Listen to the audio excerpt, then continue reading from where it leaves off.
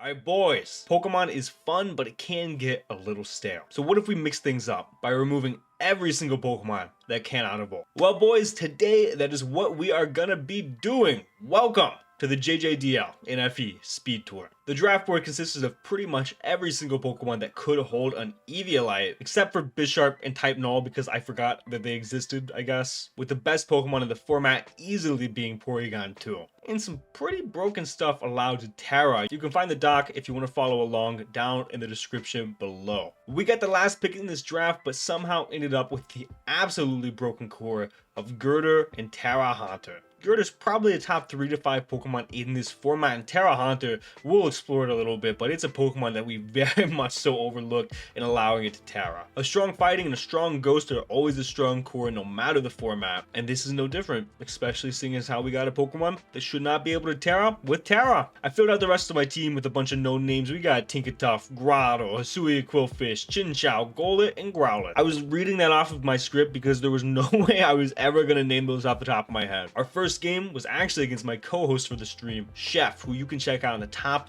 right hand corner. Be sure to show him some love. And while you're checking him out, did you know only about half the people that watch my videos are subscribed, and you are not one of them? And that really hurts my feelings, but you know what, that's okay. You can fix that right now if you scroll down and hit that subscribe button. Chef had a pretty scary team headlined by Sneasel. He also had a Thwackey and a Tera Dragonair. Sneasel was, well, impossible to switch into. Tinkertuff could do it with Eviolite, but we did something similar to Little Cup Draft where you could only have 2 Eviolites. And Tinkertuff didn't make the cut because knockoff was so obvious from this Sneasel.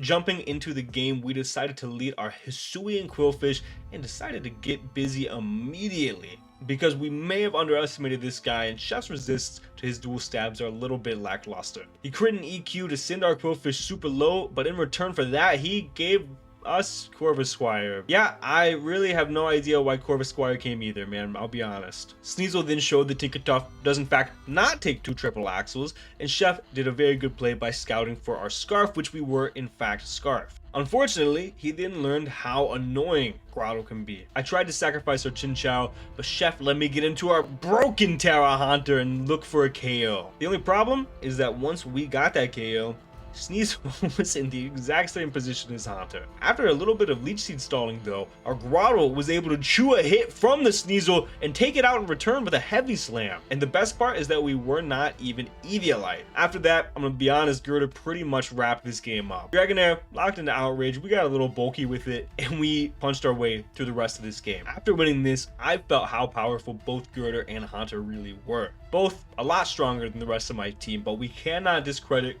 Grotto and Quillfish Hisui, who are both very powerful in their own right. Our next opponent was going to be our mod Smaster, but he had to drop, so our beloved admin Central, who loves NFEs and was so excited to take over this slot, decided, hey, I want to play NFEs. I love not fully evolved Pokemon. So he took over, and he loves not fully evolved Pokemon, by the way, if I didn't make that clear. He loves them. Smaster one. So Central's playing now. Hi, Central. Oh, Central, guess who you get to play? I forfeit.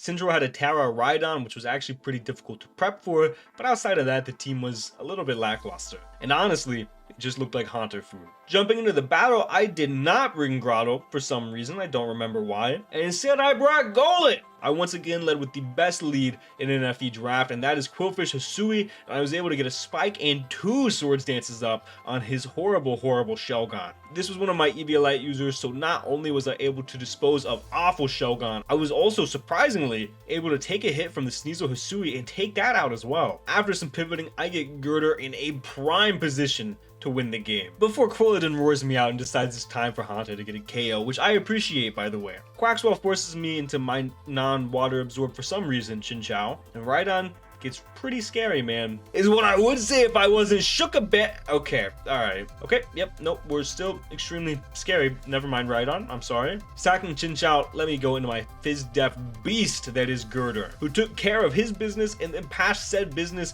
into our beloved Haunter. I let the little guy metronome for a little bit because he didn't want to be here, and then things got a little dicey with Quaxwell before I remembered that Girder is an absolute man behemoth beast. what? And he was able to pack the game up. Once again, Girder's broken. And just like that, we are in another finals. This time, the super competitive JJDL NFE Speed Tour. Okay, but actually this finals matchup is really good, and I probably could have made this its own video and it would have got clicks. Not only did I make it in my own tournament, but the guy on the other side is Amel. And if there is anybody that this format was built for, handcrafted for, it is Amel. Amel is the king of bringing sets that make no sense to anybody except himself and making them work. And boys, NFE is full of that, at least from what I can tell. So in theory, Amel really should be the NFE GOAT. That is, until me and Girder roll up.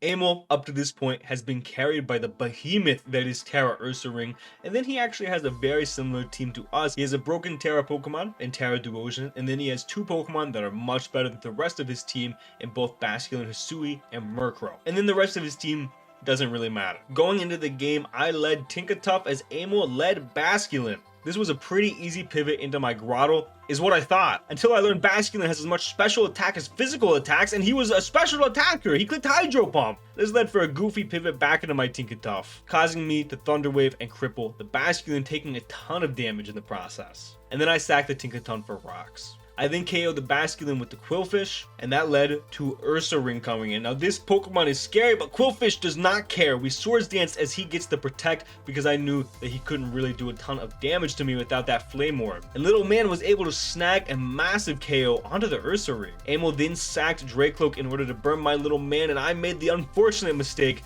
of Swords Dancing in the face of Murkrow, who is much stronger than I gave credit for. I did not think this guy had any special attack, but he does, and we get potentially 2-hit KO'd by Hurricane. Thankfully, we don't get 2-hit KO'd if we dodge, and we simply dodged and took out the Murkrow. And that means Little Man's got 4 big ones in this game. Golett actually ends clutching up the game, picking up the final 2, and you know what that means! I won the very first NFE Gen 9 tour. So what does this mean? Well, after the tournament, we decided that there were very clearly some bans and some tier changes that needed to happen if we were to ever run an NFE tour again. Like I said, we allowed everything during this tournament, and that led to a lot of broken guys. And this board definitely needs some rebalancing to make the little guys feel a little bit more usable, because it felt like anything 8 and below was just completely outmatched. But hey, I had a great time overall. Is it because I won? Who's to say? And I'll be honest, I'm considering bringing this to a GBU season in the future. Thank you guys so much for watching. I really do appreciate it. Let me know what you think of NFEs down below, and if you would be interested to see it come to a Wi-Fi league